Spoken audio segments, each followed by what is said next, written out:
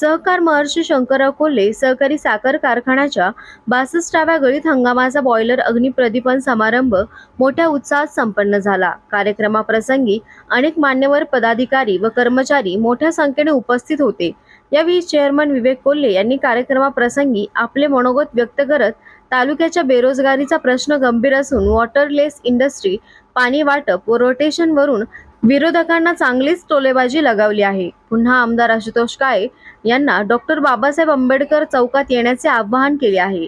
विरोधकांच्या पायाखालची वाळू सरकायला लागली आहे। आताशी आपण दुसरा गिअर टाकलेला आहे, अजून तिसरा, चौथा, पाचवा गिअर टाकायचा आहे। काळजी करू नका, योग्य वेळी योग्य ते गिअर पडतील आणि योग्य वेळी योग्य ते निर्णय पण घेतले जातील, असे प्रतिपादन कार्यक्रमाप्रसंगी विवेक कोल्हे यांनी केले आहे। हे सांगावं लागणार आहे की पोलखोल आपल्याला या विरोधकांची करावं लागणार आहे। अनेक आरोप त्यांनी या ठिकाणी माझ्यावर त्यांच्या बॉयलरच्या प्रसंगी केलेले आहेत। याच्यातच आपल्याला लक्षात येतं आहे की त्यांच्या पायाखालची वाळू सरकायला लागलेली आहे। आत्ताशी आपण दुसरा गिअर टाकलेला आहे, अजून तिसरा, चौथा, पाचवा गिअर आपल्याला टाकायचा आहे। परंतु काळजी करू नका, योग्य वेळी योग्य ते गिअर पडतील, योग्य वेळी योग्य ते निर्णय पण होतील।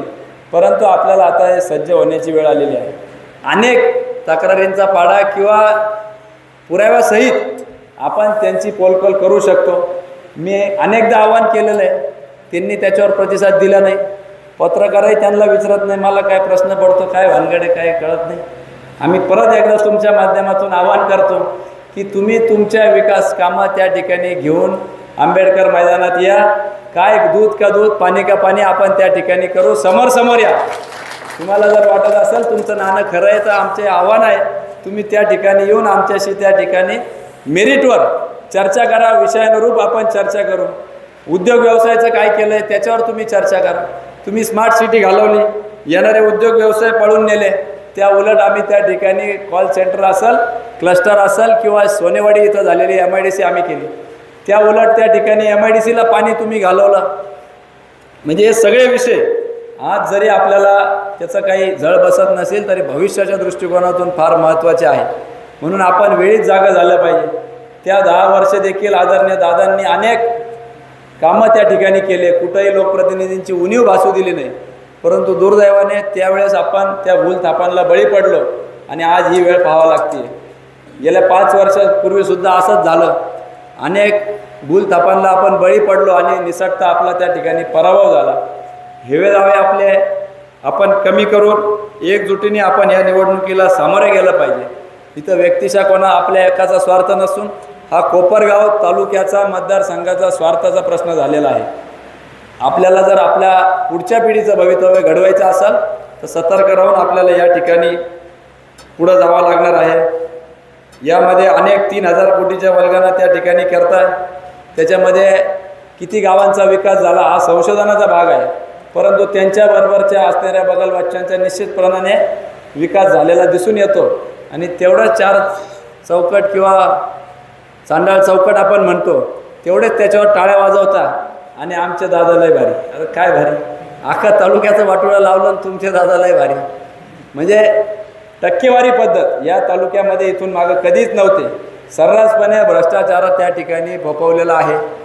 10% त्यांनी घ्यायचे, सुया सहायकाचे वेगळे, त्याही 10 वर्ष तसंच झालं।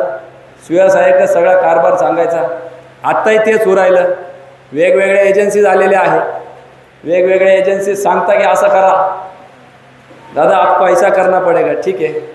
त्या भावलीला चावी दिल्यावरती भावली अशी वाजते ना, तशी चावी दिली का मग ते दिवसभर एवढं सांगायचं आहे बा आपल्याला, मग त्यांनी सांगायचं, त्या पद्धतीने कामकाज चालतं। ह्या अशा पद्धतीने लोकप्रतिनिधी कामकाज करू शकत नाही। आपल्या तालुका हा स्वाभिमानी तालुका आहे। आपण हा कधीच इतर कोणाकडे हा गहाण आपला स्वाभिमान ठेवलेला नाही। परंतु शेजारच्या तालुक्यातील देखील काही लोक आपल्यावर नजर ठेवून असतात।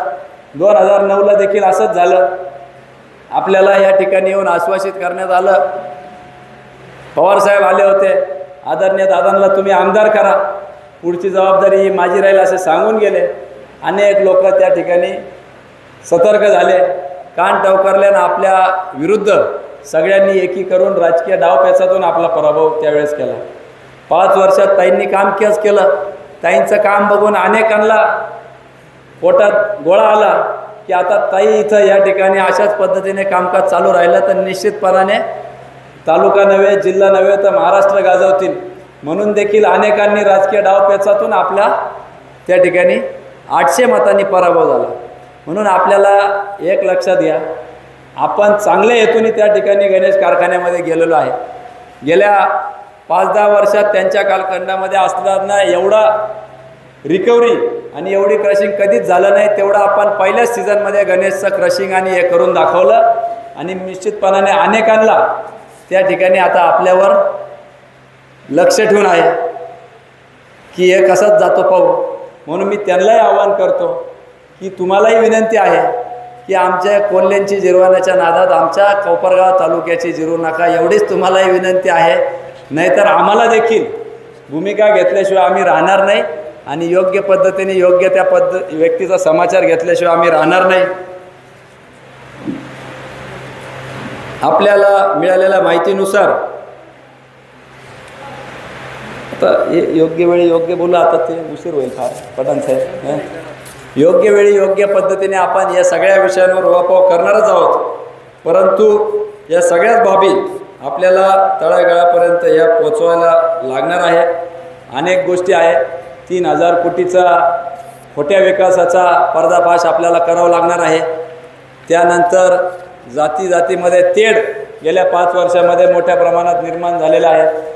कायदा सुव्यवस्थेची परिस्थिती ढासळलेली आहे. आमच्या महिला भगिनी 100हून अधिक त्या ठिकाणी बलात्काराच्या घटना आपल्या कोपरगावसारख्या तालुक्यामध्ये गेल्या 5 वर्षामध्ये झालेल्या आहे. 1000हून अधिक घरफोडीचे प्रकरणं आपल्या या तालुक्यामध्ये झाले. 60-70हून अधिक मर्डर त्या ठिकाणी झालेले आहे.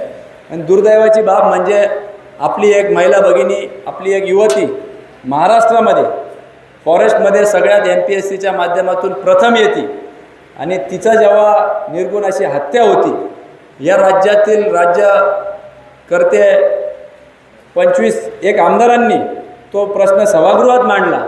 दुर्दैवाने आपल्याच तालुक्याच्या त्या युवतीसाठी आपल्या आमदारांनी एक सुद्धा प्रश्न त्या ठिकाणी मांडला नाही. अवघे 9 प्रश्न फक्त त्या सभागृहामध्ये गेल्या 5 वर्षामध्ये मांडल्याचं दिसून येतं. आणि म्हणून या सगळ्या बाबी लक्षात घेता आपल्याला देखील सतर्क झालं पाहिजे. येत्या कालखंडामध्ये आपल्याला या सगळ्यांवर मी बोलणारच आहोत, परंतु ही सगळी बाब लक्षात घेऊन